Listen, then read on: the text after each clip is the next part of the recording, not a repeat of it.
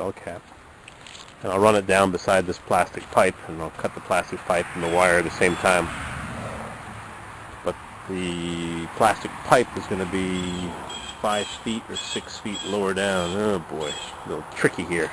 Our final calculations. Assembled in USA. Yeah, they assembled stuff into the box in USA. Oh boy. These crazy jobs. Then I got the Toro home sitting there to work on next. I think it's time to take a little break, snack break.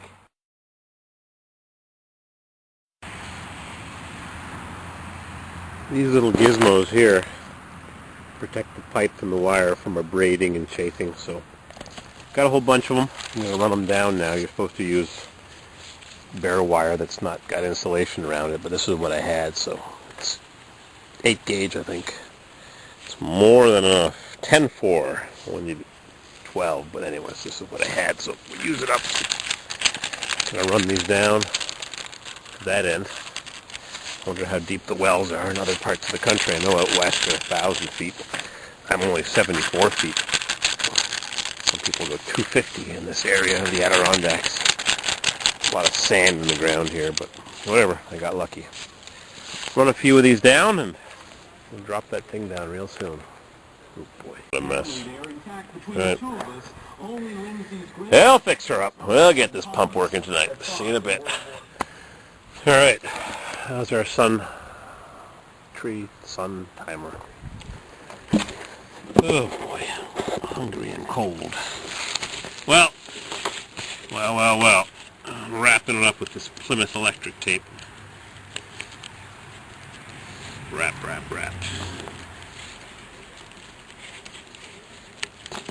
Don't want anything abrading when it's in the hole. On the steel casing, this pump turns on and off every time the 20-gallon drawdown tank gets drawn down.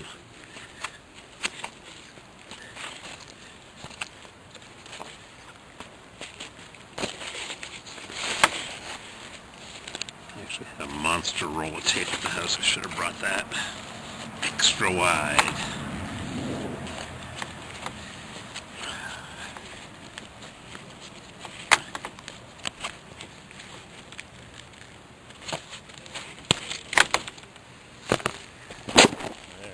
Alright, it's all taped up.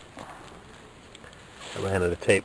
Got to speak to my friend the lineman and have him bring me more. Bishop Plymouth insulating products. Nice stuff. No safety cord string. Can't imagine this stuff breaking. Oh, one extra crimping lug. Whoop. To the box. All taped up out of harm's way, and I'm chicken to drop her down. I guess it's got to get done eventually. Now, how do I hold it up to clamp? Maybe I'll run the wire. I'm going to cut this wire. This wire comes out of the ground. I think it's time to cut it. And I'll have some wire nuts underneath the cap, well cap. And I'll run it down beside this plastic pipe, and I'll cut the plastic pipe and the wire at the same time. But the plastic pipe is going to be 5 feet or 6 feet lower down. Oh boy, a little tricky here. Our final.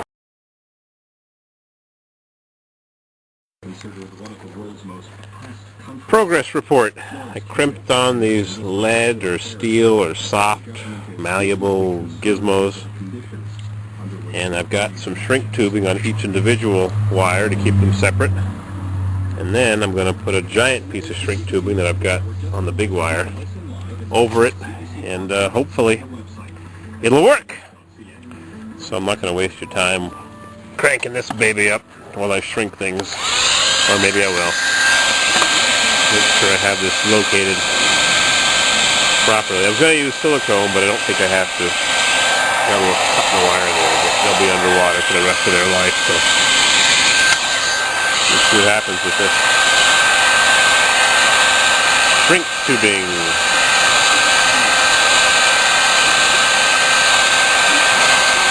La-di-da. Boring.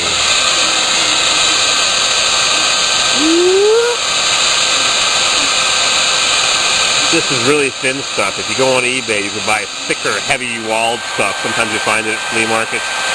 You buy it at Lowe's or Home Depot or whatever they call your local hardware store. It's expensive and thin, but if you go on eBay, you can buy a big envelope for like $3. Big fat envelope of it, or $10 for the really, really good stuff with the glue built in. The glue oozes out. I'll show you that in a minute.